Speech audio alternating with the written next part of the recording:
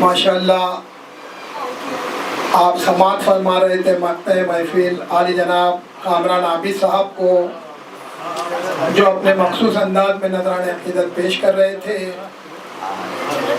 हज़रात कब्ल इससे के मौलाना मौसूफ से गुजारिश करूं, आप बेहतर जानते हैं सिर्फ 2 मिसरे और इन्हीं 2 मिसरों का सहारा लेते हुए मौलाना मौसूफ से गुजारिश देखिएगा। बेशक आप बेहतर जानते हैं कि जब भी देखिएगा ज़मीर भाई मौलाना साहब देखिए, जब भी मौला अब्बास की शुजाअत का बयान करना होता है ना, जब भी बयान करा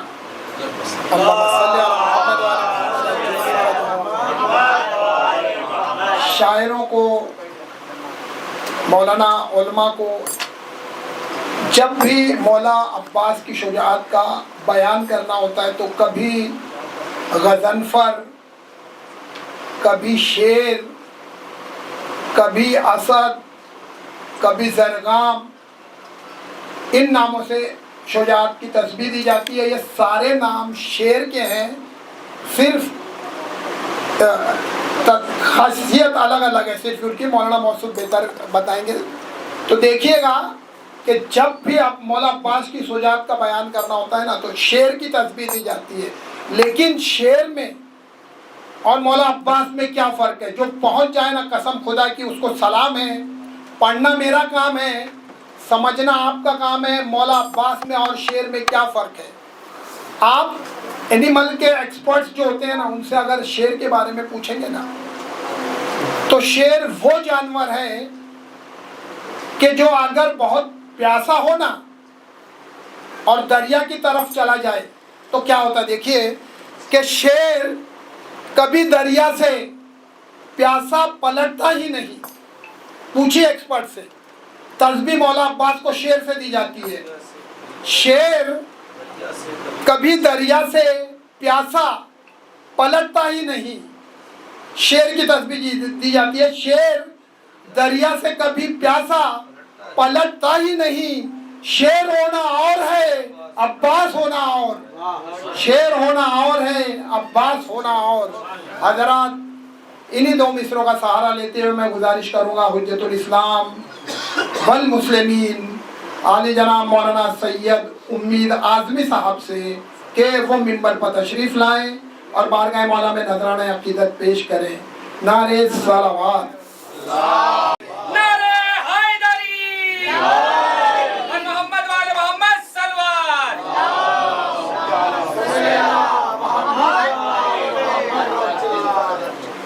ला हौला वला कुव्वता इल्ला बिल्लाह अल-अलिय्यिल अज़ीम। हस्बुनल्लाह निअमल वकील निअमल मौला व निअमन नसीर। अल्हम्दुलिल्लाहिल्लज़ी हदाना लिहाज़ा वमा कुन्ना लिनहतदिया लौला अन हदानल्लाह।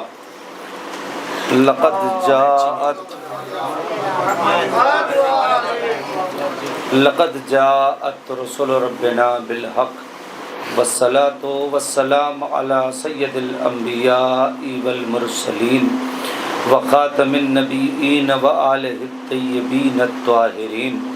महबूब रब्बिल मशरक़ैन वल मग़रिबैन व जद्दिल हसन वल हुसैन मौलाना व मौलस सक़लैन अबिल क़ासिम मुहम्मद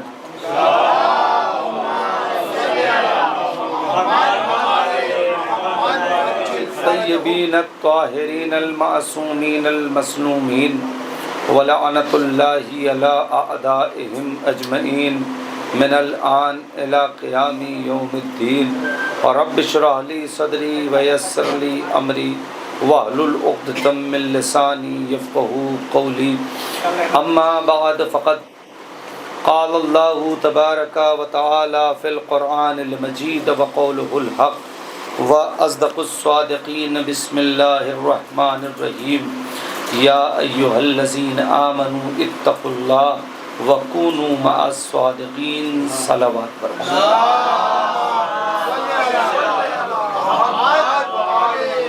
सबसे पहले आप हज़रात की खिदमत में गुज़रे हुए दिन और اس شب اور آنے والے دن کی مبارکباد پیش کرتا ہوں آپ کو مبارک ہو۔ اپنی طرف سے آپ سب کی خدمت میں اور اپنی اور آپ سب کی طرف سے اپنے وقت کے امام کی خدمت میں بآواز بلند نعرہ صلوات سے مبارکباد۔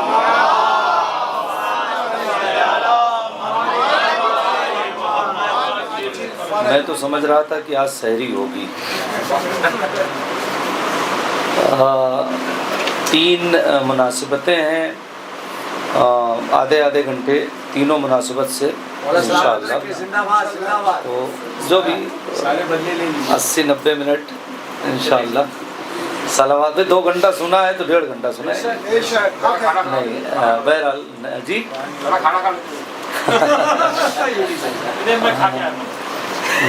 نہیں، بس 20 سے 25 منٹ کے اندر انشاءاللہ گفتگو کو مکمل کر دیں گے۔ مل جل کے صلوات پڑھیے گا محمد۔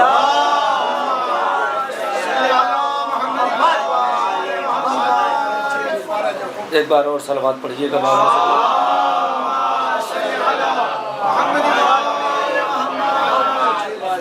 کچھ اس طرح سے جہاں پر عطا رسول کی ہے،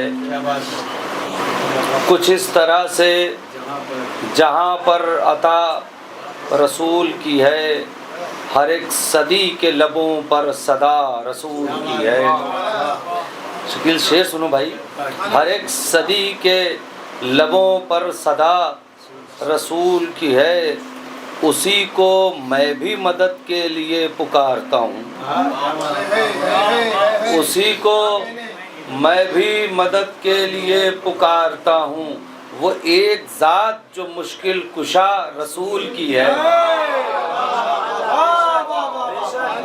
اسی کو میں بھی مدد کے لیے پکارتا ہوں، وہ ایک ذات جو مشکل کشا رسول کی ہے۔ میں یہاں سے گفتگو شروع کرتا، کامران بھائی کہاں چلے گئے؟ کامران بھائی نے ایک کہا کہ میں نے ایک مصرے کو استعمال کیا ہے، ایک مصرع اور استعمال کیا ہے، کیا کسی بزرگ کا ہے وہ بھی سن لیجئے۔ بڑا مضبوط شعر کسی نے کہا ہے، کسی بزرگ کا استاد کا، کہ دنیا کو 3 بار علی نے دیا طلاق۔ یہ مصرع تھا، یہ مصرع کسی بزرگ کا ہے، لیکن دوسرے مصرے میں قیامت کر دی۔ دنیا کو 3 بار دیا ہے علی، دیکھیے کیا دوسرے مصرے میں قیامت کی ہے۔ جب استاد کہتے ہیں تو ایسے کہتے ہیں، دنیا کو 3 بار علی نے دیا طلاق، یہ اور بات ہے کہ خلافت کی شکل میں۔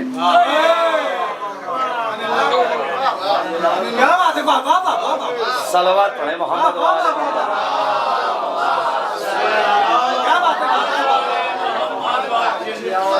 دنیا کو 3 بار علی نے دیا طلاق، یہ اور بات ہے کہ خلافت کی شکل میں۔ خیر حضرات، میں نے تبرک کا نکایت پڑھی ہے، بہت مختصر سی گفتگو کروں گا چونکہ مجھے پتہ ہے وقت اب زیادہ نہیں رہ گیا ہے۔ پروردگار عالم کہہ رہا ہے کہ اے صاحبان ایمان، اپنے دل میں خوف خدا پیدا کرو اور کونوا مع الصادقین، تم سب کے سب صادقین کے ساتھ ہو جاؤ۔ آپ دیکھیں قرآن میں بہت جگہ ایھا الناس استعمال ہوا ہے، لیکن یہاں پر جب صادقین کے ساتھ ہونے کی بات کی گئی ہے تو کہا یا ایھا الذین آمنوا، اے وہ لوگ جو ایمان لا چکے ہو، یعنی بے ایمانوں کا صادقین سے کوئی واسطہ نہیں ہے۔ جن کے ہاں ایمان نہیں ہے، صادقین سے ان کا کوئی واسطہ نہیں ہے، صادقین کا واسطہ صاحبان ایمان سے ہے۔ اللہ صاحبان ایمان سے گفتگو کر رہا ہے۔ اب پروردگار عالم جب یہ ڈیمانڈ کر رہا، اچھا ایک بات اور کہہ دوں، یہ خدا کی طرف سے ریکویسٹ نہیں ہے، یہ خدا کا آرڈر ہے۔ یہ اللہ نے ریکویسٹ نہیں کیا ہے صادقین کے ساتھ ہونے کے لیے، یہ اللہ کی طرف سے آرڈر ہے۔ تو پروردگار جب آرڈر ہے تیرا صادقین کے ساتھ ہونے کا تو تعارف بھی کرا دے، ورنہ یہی ہوگا کہ میں کسی کو کہوں گا، یہ کسی کو کہیں گے، وہ کسی کو کہیں گے، سب ایک ایک صادق لے کر چلے آئیں گے، تو پھر ہم کس کے ساتھ ہوئیں؟ تو پروردگار تو صادقین کا تعارف بھی کرا دے۔ لہٰذا پروردگار عالم نے سن 9 ہجری میں واقع مباہلہ میں صادقین کا تعارف بھی کرا دیا۔ صلوات پڑھیے گا محمد وآل محمد۔ نہیں پانی نہیں۔ توجہ کریں گے بس جہاں تک سن 9 ہجری میں پروردگار عالم نے میدان مباہلہ میں صادقین کا تعارف کرا دیا. نہیں پانی نہیں ٹھیک ہے مسئلہ نہیں, صادقین کا تعارف بھی کرا دیا. اب میں یہاں سے تقریر شروع کر رہا ہوں. صادقین کا تعارف پروردگار عالم نے میدان مباہلہ میں کرا دیا. پورا مدینہ بھرا ہوا تھا اور نبی نے رات کو یہ اعلان کر دیا کہ آیت یہ آ گئی ہے, کل ہم جھوٹوں پر لعنت کرنے کے لیے سچوں کو لے کر جائیں گے. اچھا بقیہ جتنے جھوٹے تھے وہ سب تیار بیٹھے تھے, ایسا نہیں کہ کوئی تیار نہیں بیٹھا تھا, سب تیار بیٹھے تھے, ہم بھی جائیں گے, ہم بھی جائیں گے, ہم بھی جائیں گے, ہم بھی جائیں گے. لیکن پیغمبر نے اپنے گھر سے کسی ایک کو نہیں لیا اور علی کے گھر سے کسی ایک کو نہیں چھوڑا. اپنے گھر سے کسی ایک کو نہیں لیا, علی کے گھر سے کسی ایک کو نہیں چھوڑا اور لے کر چلے. اچھا آپ کہیں گے آپ کیسے کہہ سکتے ہیں کہ سارے تیار تھے کہ ہم بھی جائیں گے؟ بالکل تیار تھے, لاکھ جھوٹے رہے ہوں لیکن تیار تھے, نبی لے کر نہیں گئے. آپ کہیں گے تیار کیسے تھے؟ اس لیے کہ خیبر میں میں نے دیکھ لیا تھا, جو 39 دن واپس آئے تھے وہ بھی 40ویں دن تیار تھے پھر جانے کے لیے. آپ غور کر رہے ہیں, جبکہ پیغمبر نے کہہ دیا تھا کہ کل علم اسے دوں گا جو بڑھ بڑھ کر حملے کرے گا. تو جو بڑھ بڑھ کر حملے نہیں کرنے والے تھے انہیں تو مطمئن بیٹھنا چاہیے, ہمیں نہیں, لیکن پھر بھی انتظار میں تھے کہ شاید ایک چانس اور لگے, لیکن نہیں لگا. اب ایک جملہ کہہ رہا ہوں اور یہیں سے تقریر تھوڑی سی آگے بڑھے گی. 9 ہجری میں پورے مدینے میں معیار قرآن پر سچے اترنے والے یا پیغمبر یا علی مرتضیٰ یا صدیقہ طاہرہ یا حسنین شریفین, ان کے علاوہ معیار قرآن پر کوئی سچا نہیں تھا جو پیغمبر کے ساتھ جھوٹوں پر لعنت کرے. 9 ہجری میں 10 ہجری روک کے 11 ہجری کی ابتدا میں پیغمبر اس دنیا سے چلے گئے, یعنی تقریباً 1.5 برس پہلے پیغمبر کے جانے کے مباہلہ ہوا اور اس وقت معیار قرآن پر پنجتن پاک کے علاوہ کوئی سچا نہیں اترا. میری سمجھ میں نہیں آ پاتا کہ 1.5 برس پہلے مدینے میں کوئی سچا نہیں تھا تو 1.5 برس کے بعد صدیق اور صدیقہ کہاں سے پیدا ہو گئے؟ جو معیار قرآن پر سچائی پر نہیں اترا ہم اسے صادق نہیں مانتے, ہم صادق اسے مانیں گے جو معیار قرآن پر صداقت میں اترتا. اور آج جس 2 مناسبتوں کا جشن ہے وہ دونوں صادق لقب ہے. پیغمبر اکرم اس دنیا میں تشریف لاتے ہیں, صداقت اور امانت کا کلمہ پڑھوایا. امام جعفر نام ہے, صادق لقب ہے. جعفر نام ہے, صادق لقب ہے. جعفر کے معنی کیا پتا آپ کو؟ مزہ آئے گا, لطف ہے.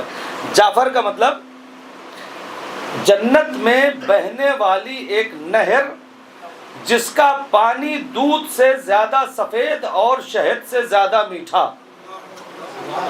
ایک نہر ہے جنت میں جسے جعفر کہتے ہیں. نہیں توجہ کر رہے ہیں, جعفر ایک نہر ہے. روایت کہتے ہیں کہ یہ نہر مخصوص ہے شیعان علی کے لیے. صلوات پڑھے محمد و آل محمد.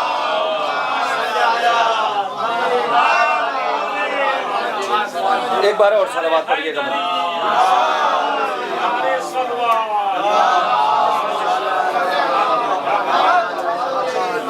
مطلب سنیے گا, میری اپنی منقبت کا بیچ میں, یہ ہمارے ضمیر بھائی نے کہا تھا شعر اور پڑھ دیجیے گا, بس ایک دو بیچ میں جہاں سے ذہن میں آتی جائے گی بات سنائیں گے. منقبتیں پوری نہیں سنانا ہے, ورنہ جتنی منقبتیں پڑھی گئی ہیں 80% منقبتیں جس زمین میں پڑھی گئی وہ ساری زمین میں منقبت میرے پاس موجود ہے. تو میں نے سوچا تھا جب وہ باخر پڑھ رہے تھے 2 کی ردیف میں انہوں نے منقبت پڑھی تھی, اسی مصرے کا کلام میرے پاس بھی اتفاق سے موجود تھا, سوچا تھا سناؤں گا لیکن اب وقت زیادہ نہیں ہے, سنیے گا. لیکن یہ ایک مطلب کہ جعفر کی مدح نعت پیغمبر سے کم نہیں. جعفر کا مطلب کیا ہے؟ نہیں. اب اگر مصرے کا لطف بنے تو بتائیے گا. جعفر کی مدح نعت پیغمبر سے کم نہیں. جعفر کی مدح نعت پیغمبر سے کم نہیں. جعفر کی مدح نعت پیغمبر سے کم نہیں, یہ ایسی نہر ہے جو سمندر سے کم نہیں. جعفر کی مدح نعت پیغمبر سے کم نہیں, یہ ایسی نہر ہے جو سمندر سے کم نہیں. سمندر، ہاں سمندر سے کم نہیں. ہمارے ہاں سمندر کہا جاتا ہے، سمندر لفظ نہیں ہے، سمندر ہے. یہ جو بہنے والا یہ جو دریا جس کو آپ یہ کہتے ہیں نا، یہ سمندر سی جس کو کہتے ہیں، یہ سمندر ہے. سمندر وہ اس کیڑے کو کہتے ہیں جو آگ میں پیدا ہوتا ہے، وہ سمندر نہیں. سمندر یہ ایسی نہر ہے جو سمندر سے کم نہیں. میں نے جان بوجھ کر پڑھا، یہ ایسی نہر ہے جو سمندر سے کم نہیں. صلوات پڑھیں محمد وآل محمد. سنیں کہ تانے کسے جو ذات رسالت میں آپ پر، تانے کسے جو ذات رسالت میں آپ پر، اہل و عیال رکھ کے بھی ابتر سے کم نہیں. اہل و عیال رکھ کے بھی ابتر سے کم نہیں. ان کے عدو کے ظاہری اخلاق پر نہ جا، باہر سے وہ شریف ہے، اندر سے کم نہیں. تو صادقین کے ساتھ ہونا ہے. توجہ کریں گے، صادقین کے ساتھ ہونا ہے. اور ایک بات ابھی پڑھی جا رہی تھی، شاید شکیل بھائی نے پڑھا تھا یا کامران حافظ نے، وہ پیغمبر نے کلمہ پڑھوا دیا پتھروں سے. آپ نے پڑھی؟ ہاں، آپ کا ہی مطلب تھا نا. اور اسے ہم لوگ کہتے ہیں بہت بڑا معجزہ. پیغمبر کا یہ بڑا معجزہ ہے ہی نہیں. ہاتھ پہ پتھر آئے پیغمبر کے اور وہ کلمہ پڑھے، اسے معجزہ کہیں؟ یہ معجزہ ہی نہیں ہے. اب میں اس میں سے معجزہ نکالتا ہوں. اب اگر اس میں سے معجزہ نکلے، بھائی رضوان بھائی سنیے گا، سلمان بھائی بڑا ایک لطیف سا نقطہ ہے، شاید پہنچ جائے معین بھائی. یہ معجزہ نہیں ہے کہ پیغمبر کے ہاتھوں پر، پیغمبر اس ذات کو شیعت کے عقیدے میں اس ذات کو کہتے ہیں کہ جہاں ہاتھ رکھ دیں وہ بولنے لگے. سوکھے درخت پہ ہاتھ رکھ دیں تو وہ بارآور ہو جائے، ثمر آور ہو جائے، چاہے کتنا ہی سوکھا درخت ہو. یہ شیعت کا عقیدہ ہے کہ پیغمبر ہاتھ رکھ دیں تو اس میں پھل آ جائے. اب مجھے نہیں پتا کہ پیغمبر کی رشتے میں ایک زوجہ کتنی زیادہ بنجر تھی کہ وجود پیغمبر کی برکت بھی حاصل نہ کر سکی. صلوات پڑھیں محمد و آل محمد.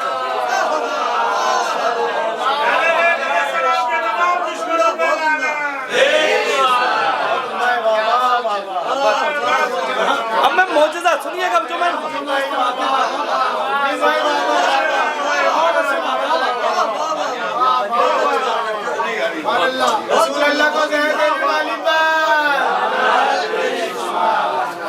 آپ توجہ کریں. اب میں وہ معجزہ آپ کی خدمت میں، اب آج سے معجزے کا ایک عنوان بدل جائے گا. لوگ کہتے ہیں صاحب پتھر ہاتھ پہ آیا، ذکر ہوں ہاتھ پہ آیا اور اس نے کلمہ پڑھ لیا، کلمہ پڑھ لیا، کلمہ. یہ واقعہ کب کا ہے؟ کیا ہے واقعہ؟ آپ کو پتا ہے؟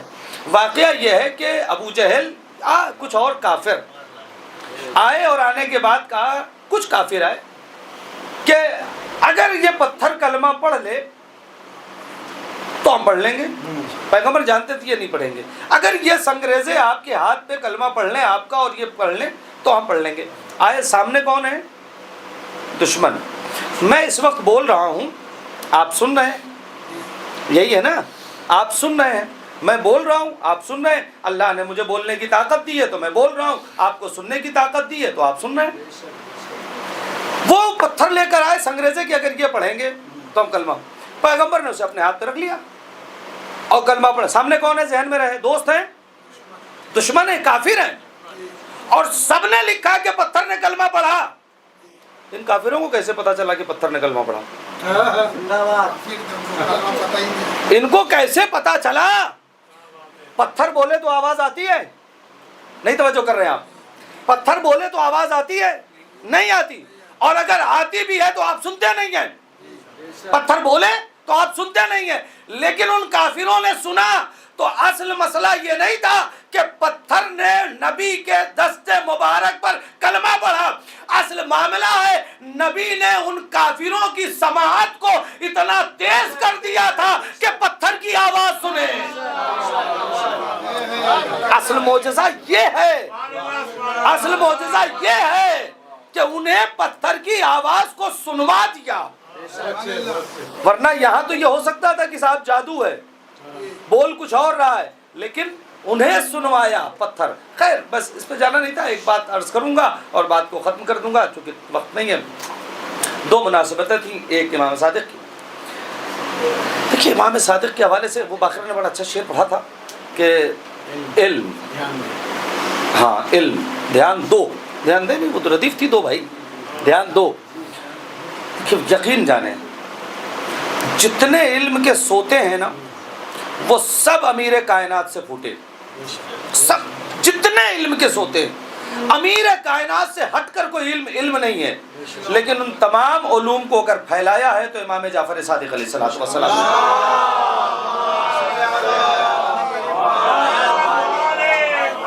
امام صادق کی خدمات پر مجھ جیسا طالب علم اشرا پڑھے. صرف خدمات امام جعفر صادق جو تشیع کے لیے ہیں. میں ایک جملہ کہا کرتا ہوں، میں طالب علم ہوں، میں ذاکر اہل بیت ہوں، میں خطیب اہل بیت ہوں، نہ میں حجت الاسلام ہوں نہ والمسلمین ہوں.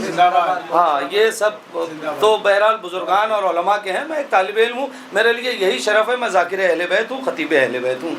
باقی سارے بزرگان اور پردہ غیب میں بیٹھا ہوا سارے القابات ان کے ہیں. بھی لکھ دیتے ہیں آپ کو. ہاں ایک جگہ لکھا گیا تھا. بہرحال میں نے وہاں بھی معذرت کی تھی کہ بھائی آیت اللہ میں نہیں ہوں. اللہ کی نشانی سب کچھ ہے، لیکن آج جس معنی میں آیت اللہ ہے، میں طالب علم ہوں، میں ذاکر اہل بیت ہوں، میں خطیب اہل بیت ہوں، میں شاعر اہل بیت ہوں. اس سے زیادہ کچھ نہیں ہے. اہل بیت سے منسوب ہوں، یہی میرے لیے بہت بڑی چیز ہے. باقی آل محمد کے القاب ان کے لیے، بزرگان کے القابات ان کے لیے، میرے لیے ذاکر اہل بیت شرف ہے. صلوات پڑھیں محمد والے.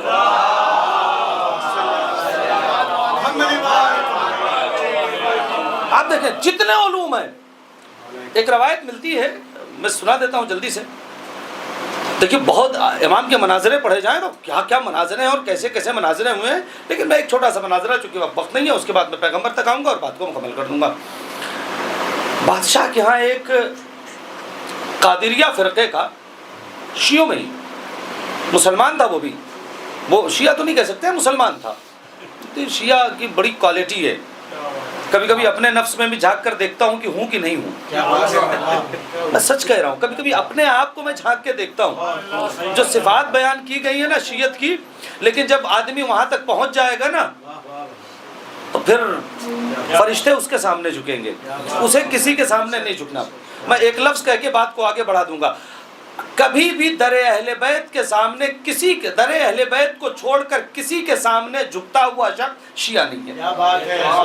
میں نے پوری تقریر اس جملے میں کر دی. اہل بیت کو چھوڑ کر، خدا رسول آل محمد کو چھوڑ کر کسی کے سامنے جھکتا ہوا شخص شیعہ نہیں ہے. بڑی صفات ہے شیعات کی. شیخ صدوق نے پوری کتاب لکھ دی ہے صفات الشیعات میں جو احادیث جمع ہوئے ہیں. تو کبھی کبھی جھانک کر میں دیکھتا ہوں اپنے آپ کو، ہوں یا نہیں ہوں. شیعہ گھر میں پیدا ہو گیا ہوں تو یہ تو اس کا کرم تھا. لیکن اب میں اپنے عقائد کے اعتبار سے ہوں یا نہیں ہوں، اپنے اعمال کے اعتبار سے ہوں یا نہیں ہوں. اور ہر آدمی کو سوچنا چاہیے، ہر آدمی کو غور کرنا چاہیے کہ یار میں مجلسوں میں جاتا ہوں، جشن میں جاتا ہوں، جلوس جاتا ہوں، شیعہ گھر میں پیدا ہو گیا ہوں، میں ہوں یا نہیں ہوں. وہ صفات میرے اندر نہیں ہے تو آنے چاہیے. یہ بہت بڑی چیز ہے، بہت بڑی چیز ہے. خیر میں اس کی طرف نہیں جا رہا ہوں. تو اس میں صفات الشیعہ ایک بہت طویل موضوع ہے. صفات الشیعہ اور پڑھنا چاہیے کم سے کم کہ پتہ چلے کہ شیعوں کی صفات کیا ہے. تو خیر اب یہ تو موضوع نہیں ہے، موقع نہیں ہے. کبھی اور موقع رہا تو میں انشاءاللہ آپ کی خدمت میں شیعوں کے صفات پڑھوں کہ شیعوں کے صفات کیا ہیں، شیعہ کو کیسا ہونا چاہیے. خیر تو قادریہ فرقے کا ایک عالم آتا ہے اور آنے کے بعد حاکم سے کے سامنے کہتا ہے کہ دیکھو ہمارا یہ عقیدہ ہے کہ بندے دیکھتے ہیں، آپ دیکھ رہے ہیں اپنی مرضی سے، آپ چاہیں تو نہ دیکھیں، آنکھ بند کر لیں. ہیں اختیار آپ کو ہے یا نہیں ہے؟ آپ کو اپنی آنکھ پہ کلی اختیار ہے. آپ چاہیں تو دیکھیں، چاہیں تو نہ دیکھیں. آپ کے ہاتھ پہ آپ کو اختیار ہے، آپ چاہیں تو اٹھائیں، چاہیں تو نہ اٹھائیں. آپ کو یہاں بیٹھنے زبردستی بٹھایا گیا، آپ اپنی مرضی سے بیٹھیں. جس کا جی جب چاہ رہا ہے اٹھ کے چلا جا رہا ہے. بعض افراد پڑھ کے چلے جا رہے ہیں، بعض افراد پڑھ کے بیٹھے ہوئے ہیں. اپنی اپنی مرضی ہے، کوئی زبردستی کسی پہ نہیں ہے. تو وہ کہتا ہے اس کا مطلب یہ ہے کہ بندوں کے فعل پر بندوں کا اختیار ہے، خدا کا کوئی اختیار نہیں ہے.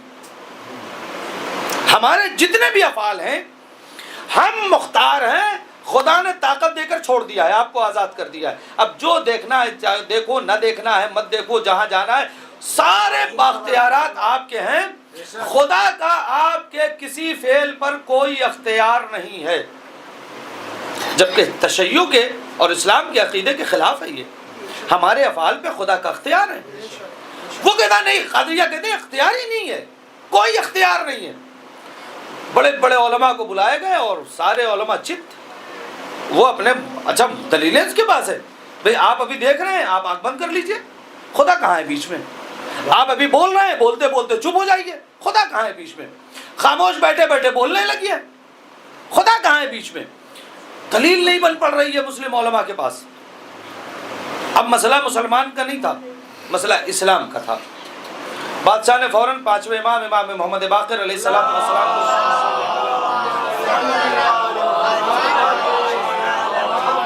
پانچویں امام کو خط لکھا کہ مسئلہ اسلام کا ہے. تخت پر یہ بیٹھا ہے، بوریا نشین کو خط لکھ کے بلاتا ہے کہ مسئلہ اسلام کا ہے، آپ چاہیں گے تو اس وقت عزت اسلام بچے گی، آپ نہیں چاہیں گے تو اسلام کی عزت جائے گی. میں وہی کہہ رہا ہوں کہ جو اسلام کی عزت کو بچائے وہ اسلام کا ذمہ دار ہے. آپ غور کریں، پانچویں امام نے چھٹے امام سے کہا، چھٹے امام کی عمر کل ملا کے اس وقت 10 سال 9 سال 11 سال جو بھی رہی ہو، بس اسی رینج میں تھی، 9 10 11 بلکہ. پانچویں امام نے چھٹے امام سے کہا کہ آپ تشریف لے جائیں اور جا کر اس سے مناظرہ کر لیں. چھٹے امام آ گئے تو بادشاہ نے کہا دیکھیے میں نے تو انہیں بلایا تھا، آپ تشریف لے آئے. کہا ہاں میں مناظرہ کروں گا. تو کہا ٹھیک ہے آپ کا استقبال ہے، لیکن میں چاہتا ہوں کہ محفل مناظرہ منعقد نہیں ہوگی، اس لیے کہ بڑے بڑے عالم ہار گئے، اب آپ تشریف لے آئے ہیں، میں نہیں چاہتا کہ ہم ایک اور شکست دیکھیں، لہٰذا جانے دیجیے، ہم اس کو اوائڈ کرتے ہیں. امام نے کہا کہ نہیں، تم محفل مناظرہ منعقد کرو، اگر خدا نے چاہا. نہیں توجہ کر رہے ہیں، یہی لفظ ہے امام کی، اگر خدا نے چاہا. ساری طاقت خدا کی ہے، اہل بیت مختار کل ہیں، لیکن یہ طاقت خدا کی دی ہوئی ہے. بیچ میں خدا ہونا چاہیے. آپ غور کریں، اہل بیت سمیع بصیر، جو کچھ اہل بیت کے کمالات اور فضائل آپ کو بیان کرنا ہے خوب سنیں، خوب بیان کریں، لیکن خدا بیچ میں ہو، کہ یہ طاقت اہل بیت کو خدا نے دی ہے. اگر آج پوری کائنات کی امداد علی ابن ابی طالب علیہ السلام کر رہے ہیں تو طاقت خدا کی دی ہوئی ہے. اگر پردہ غیب میں ایک وجود ہے کہ جس کی برکت سے ہم سب آج محفوظ ہیں، تو یہ طاقت اور یہ زندگی خدا کی دی ہوئی ہے. آپ غور کر رہے ہیں، جو کچھ بھی کمالات آل محمد کے پاس ہیں یہ سب خدا کی عطا ہیں. جو کچھ ہے، جب ہم یہاں تک موجود رہیں گے نا تو کبھی ہمارا عقیدہ توحید ٹگمگائے گا نہیں. مشکل یہی ہے، ہمارا عقیدہ توحید مضبوط رکھنا ہے تو آپ ہر طاقت میں خدا کو بیچ میں رکھیں، کہ جو بھی کائنات میں طاقت ہے وہ خدا کی دی ہوئی طاقت ہے. جس دن خدا چاہے اس طاقت کو لے سکتا ہے، اتنا اختیار ہے. لہذا عقیدہ توحید، اس لیے کہ اول عقیدہ توحید ہے، توحید کے بعد تمام عقائد ہیں. جتنے بھی عقائد ہیں وہ سب توحید کے بعد کے ہیں، توحید سے پہلے کوئی عقیدہ نہیں ہے. سب سے زیادہ مضبوط عقیدہ توحید ہونا چاہیے. اہل بیت کے پاس بے پناہ مختار کل بنایا ہے. کوئی ایسی طاقت اور قدرت نہیں ہے جو اللہ نے اہل بیت کو نہیں دی ہو، لیکن یہ سب کس نے دی ہے؟ اللہ نے دی ہے. یہ ذہن میں رہے. اب آپ توجہ کریے گا، امام نے کیا کہا؟ اللہ نے چاہا. تو امام نے نہیں کہا میں نے چاہا تو مناظرہ 1 منٹ میں ختم ہوگا. اللہ نے چاہا تو مناظرہ 1 منٹ میں ختم ہو جائے گا. اللہ نے چاہا، اس لیے کہ امام جانتے ہیں کہ میرے پاس جو علم ہے وہ عطا ہے اس کی، اللہ کی عطا، اللہ نے دیا ہے. میں بار بار کہہ رہا ہوں، اللہ بھی اس سے نہ جانے پائے. ہماری عبادتوں میں، ہمارے عقائد میں اللہ رہے. امام نے کیا فرمایا؟ توجہ ہے، امام نے کیا فرمایا؟ اگر اللہ نے چاہا، خدا نے چاہا تو مناظرہ یوں 1 منٹ میں ختم ہو جائے گا. آپ محفل مناظرہ منعقد کر دیں. محفل مناظرہ منعقد ہو گئی. وہ عالم آیا، سارے بڑے بڑے ادھر کے بھی عالم تھے کہ انہوں نے کہا اللہ نے چاہا تو 1 منٹ میں. آپ دیکھیں جب کہہ دیا اللہ نے چاہا تو پھر اب اللہ چاہے گا.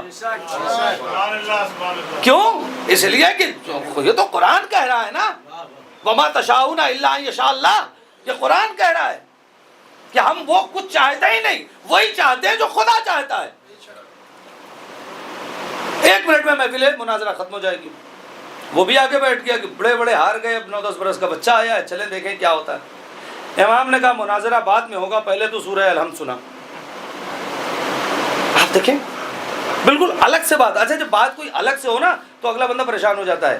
یار ہم تو آئے تھے مناظرہ کرنے کے لیے، بندے کی طاقت پر، بندے کی قدرت پر، خدا کی طاقت پر، خدا کی قدرت پہ کہ بندے کی افعال میں خدا شامل ہے نہیں ہے، اور یہ کیا کہہ رہے ہیں سورہ الحمد سناؤ. یہ تو بالکل، یہ بچے سے کہوں تو ابھی سنا دے گا. تو امام نے کہا نہیں مناظرہ بعد میں ہوگا، پہلے آپ ہم کو سورہ الحمد سنائیے. آپ کو آتی ہے؟ ہاں آتی ہے، سنا دیجیے. اوہ ٹھیک ہے سنا دے. شروع کیا بسم اللہ الرحمن الرحیم شروع کیا. پہنچے آتے آتے آتے یہاں تک پہنچے کہ الحمدللہ رب العالمین الرحمن الرحیم مالک یوم الدین ایاک نعبد و ایاک نستعین. امام نے کہا رک جاؤ. کیا کہا؟ ایاک نعبد و ایاک نستعین. کہا اس کا ترجمہ کرو، اس کا ترجمہ کرو. کام تیری ہی عبادت کرتے ہیں اور تجھ سے ہی مدد مانگتے ہیں. امام نے کہا اگر اس کا ہمارے فعل پر اختیار نہیں ہے تو پھر اس سے مدد کیوں مانگتے ہیں؟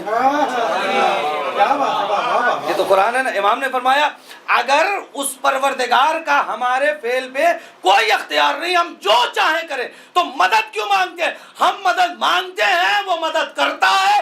اس کا مطلب یہ ہے کہ ہمارے افعال پہ اس کی قدرت ہے. صلوات پڑھیے گا محمد و آل محمد. اور محفل مناظرہ ختم. یہیں پہ محفل مناظرہ ختم ہو گئی، اس لیے کہ اس کے پاس کوئی جواب نہیں تھا، اس لیے کہ وہ ثابت کر چکا ہے کہ وہ سورہ الحمد پر اس کا اعتقاد ہے، اور وہ کہہ رہا ہے کہ خدا سے مدد مانگتے ہیں. عزیزان گرامی، تو یہ درمیان کی باتیں تھی جو میں نے آپ کو درس کر دی. ایک بات اور عرض کروں گا، اور کل میں نے کپاس واڑی میں یہ جشن پڑھا تھا، وہاں یہ مثال میں نے آپ کی خدمت میں بہت سی باتیں تھیں جو مجھے پڑھنا تھا، اب وقت نہیں رہ گیا کہ میں آپ کی خدمت میں عرض کروں. ایک بات، اس وقت یہ مجلس، یہ محفل رات میں ہو رہی ہے. میں آپ تمام حضرات سے پیغام کے طور پر، سب نے پیغام دیا، ہم بھی ایک پیغام دے کے بات کو ختم کر دیں گے. اگر یہ جشن دن میں ہوتا،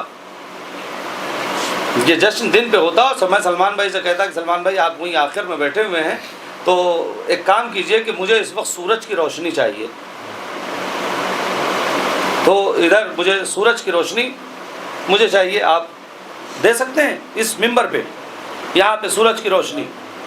تو کہیں کہ صاحب وہ چھت توڑنی پڑے گی، ہیں ظاہر سی بات ہے بڑا خرچہ ہے. رضوان بھائی ذاکر محمد، چھت تو توڑی نہیں جا سکتی. آپ اپنی سورج کی روشنی کے چکر میں چھت توڑوائے دے رہے ہیں، چھت توڑی نہیں جائے گی، اور مجھے روشنی چاہیے. اب میں کیا کروں؟ تو سلمان بھائی نے کہا نہیں صاحب یہاں تو روشنی نہیں آ سکتی. رضوان بھائی نے کہا رکیے ابھی 2 منٹ میں روشنی آ جائے گی. معاف کیجیے گا، انہوں نے کہا 2 منٹ میں روشنی آ جائے گی. کیسے آ جائے گی؟ یہ باہر گئے، وہاں سڑک پہ کھڑے ہوئے، انہوں نے اپنے ہاتھ میں ایک شیشہ پکڑا اور اسے تھوڑا سا کراس کر دیا. اس نے وہاں ریفلیکشن کے ذریعے سے روشنی یہاں پھینک دی. کہا دیکھیے آ گئی. یہ چونکہ ٹیکنیکل آدمی تھے، انہوں نے وہاں سے فوراً جو ہے ذرا سا شیشہ لیا اور آ گئی. اس کا کیا مطلب ہے کہ جہاں روشنی نہ ہو وہاں ریفلیکشن کے ذریعے سے روشنی پہنچائی جا سکتی ہے. توجہ کریں گے، جہاں روشنی نہ ہو وہاں ریفلیکشن کے ذریعے سے روشنی پہنچائی جا سکتی ہے. ہاں بات یہاں واضح ہو گئی. ایک تیسرا آدمی نے کہا اچھا یہ کام تو میں بھی کر سکتا ہوں. وہ بھی گیا ایک شیشہ لے کر. حسین بھائی کا چلیے ٹھیک ہے، میں نام تو نہیں لوں گا، ہمارے بھائی ہیں. یہ کام میں بھی کر سکتا ہوں. وہ بھی ایک شیشہ لے کر، لیکن روشنی آئی نہیں رہی ہے، آئی نہیں روشنی. تو بغل میں کھڑا کہا صاحب ایسے روشنی نہیں جائے گی. تو آپ کہے اب وہ بیچارے گھما رہے ہیں نہیں جا رہی. کہا ایسے نہیں، آپ کا شیشہ گرد آلود ہے، آپ کے شیشے پہ گرد ہے، دھول ہے. ریفلیکشن تبھی ہوگا جب شیشہ صاف ہوگا. کیا سن رہے ہیں؟ ریفلیکشن تبھی ہوگا جب شیشہ صاف ہے. اگر شیشے پہ گرد ہے تو صاف نہیں ہوگا. عزیزان گرامی، آل محمد، اہل بیت کے کردار، اہل بیت کے اخلاق، اہل بیت کے کمال، اہل بیت کے فضائل، اہل بیت کی باتیں جہاں تک نہیں پہنچی ہے، اگر اندھیرا ہے تو شیعت کی ذمہ داری ہے کہ آل محمد کی باتیں، اہل بیت کے کمال، اہل بیت کے فضائل، اہل بیت کی باتیں ان تک پہنچائیں. ریفلیکشن کے ذریعے سے پہنچائیں. اگر کسی وجہ سے نہیں پہنچ رہی ہے روشنی تو اب ذمہ داری شیعت کی ہے کہ اس سورج سے نور لیں اور یہاں پر پہنچائیں. لیکن اس کے لیے شرط یہ ہے ہمارا شیشہ دل صاف ہونا چاہیے. صلوات پڑھیں محمد و آل محمد.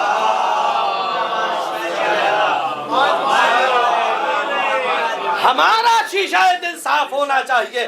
اگر ہمارا شیشہ دل صاف نہیں ہے تو ہم اہل بیت کی باتوں کو دوسروں تک نہیں پائیں گے. آل محمد کے کمالات کو دوسروں تک نہیں پہنچائیں گے. شیعت توجہ کریں گے. شیعت اس اجالے اجالا کیا؟ آل محمد. شیعت اس اجالے اور اندھیرے کے درمیان میں اسی شیشے کا کام کر رہی ہے. کاش کہ میں یہ بات پہنچا لے گیا ہوں. شیعت اجالے اور اندھیرے کے درمیان شیشے کا کام کر رہی ہے کہ جن تک اہل بیت نہیں پہنچے ہیں شیعت کی ذمہ داری ہے کہ اہل بیت ان تک پہنچائیں اور ریفلیکشن کے ذریعے سے پہنچائیں. لیکن پہلے اپنا شیشہ دل صاف کریں تاکہ نور وہاں سے لے سکے اور اس کے بعد کمالات یہاں پہنچا سکیں. صلوات پڑھیں محمد.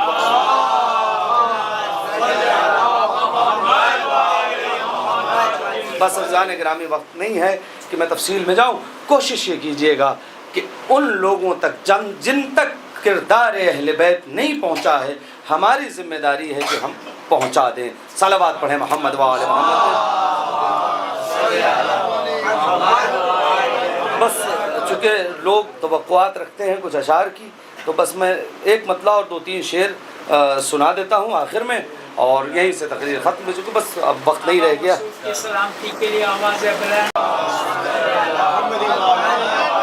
کلام دوسرا سنانا تھا لیکن وہ باقر نے یاد کرا دیا. وہی 2 کی ردیف میں آپ مجھ سے بھی کچھ شعر سن لیجئے. جلدی سناؤں گا وقت نہیں ہے. فرش والوں پر کیا اللہ نے احسان دو. فرش والوں پر کیا اللہ نے احسان دو. عرش سے آئے زمین پر بولتے قرآن دو. اب یہاں سے شعر سنیے گا. شعر سنیے گا. عرش سے آئے زمین پر بولتے قرآن دو. ام فروا ایک طرف ہیں آمنہ. ام فروا ایک طرف ہے آمنہ. ایک ہے قرآن ناطق اور ہے جزدان دو. ایک ہے قرآن ناطق اور ہے جزدان دو. خاک پا سرما کروں اور در پہ ایک سجدہ کروں. سجدہ تعظیمی جائز ہے.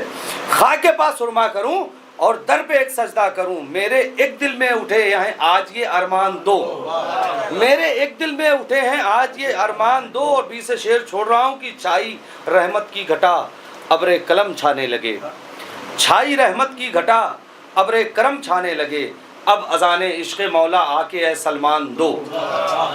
اب اذان عشق مولا آ کے اے سلمان دو. اور دل نچھاور ہو گیا آنکھیں نچھاور ہو گئیں. دل نچھاور ہو گیا آنکھیں نچھاور ہو گئیں. ایک پل میں ہو گئے ایک ذات پر قربان دو. ایک پل میں ہو گئے ایک ذات پر قربان دو. شعر سنے. ہاتھ سے ایما گیا تقدیر سے جنت گئی. ہاتھ سے ایما گیا تقدیر سے جنت گئی. ایک منافق کی خطا تھی اور ہوئے نقصان دو. ایک منافق کی خطا تھی اور ہوئے نقصان دو. پھر حیات جاویدانی کا مزہ تم پاؤ گے فاطمہ زہرا کے بچوں پر اگر تم جان دو. فاطمہ زہرا کے بچوں پر اگر تم جان دو. ایک حصے میں رسول اور ایک حصے میں امام. فکر نورانی ملی تو لکھ دیے دیوان دو. صلوات پڑھیں محمد و آل محمد.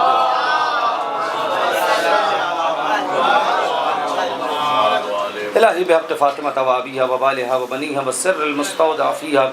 پروردگار ہماری اس ذاکری اور مومنین اور مومنات کی حاضری کو شرف قبولیت عنایت فرما. مالک تجھے واسطہ محمد و آل محمد کے حق کا بانی جشن حسین بھائی کی توفیقات میں مزید اضافہ فرما. پروردگار تجھے واسطہ ہے محمد و آل محمد کے حق کا جتنے بھی مومنین اور مومنات اس جشن میں موجود ہیں اور پروردگار وہ تیری بارگاہ میں اس وقت ہاتھ اٹھائے ہوئے ہیں. پروردگار ان کی جھولیاں بھر دے, ان کی گودیاں آباد کر دے. پروردگار تجھے واسطہ محمد و آل محمد کے حق کا کسی کو اس بارگاہ سے آج کی شب خالی ہاتھ نہ لوٹانا۔ جو بیمار ہے خصوصاً ذاکر ماموں، پروردگار انہیں شفائے کاملہ و عاجلہ عنایت فرما۔ جو لوگ بے روزگار ہیں روزی عنایت فرما۔ جو لوگ برسر روزگار ان کی روزی میں ترقی عنایت فرما۔ پروردگار ہم سب کو ویسا بنا دے جیسا ہمارا امام چاہتا ہے۔ مالک پرچم اسلام کو سربلندی عنایت فرما، پرچم کفر و نفاق کو سرنگوں فرما۔ پروردگار ہم سب کے عقیدے اور عمل کو سلامت فرما۔ پروردگار تجھے واسطہ محمد و آل محمد کے حق کا امام کے ظہور میں تعجیل فرما، ہمیں ان کے خاص اور مخلص غلاموں میں شمار فرما۔ ربنا تقبل منا انک انت السمیع العلیم۔ آپ حضرات سے گزارش ہے ایک بار سورہ الحمد اور 3 مرتبہ سورہ توحید کی تلاوت فرما کے مرحوم اکبر علی ابن حسین ولی، سکینہ بنت جان محمد نمازی، سید حسن عباس صاحب اور تمام مومنین و مومنات اور آپ حضرات اپنے مرحومین کی ہدیہ فرمائیں۔ صلی اللہ علیہ وسلم۔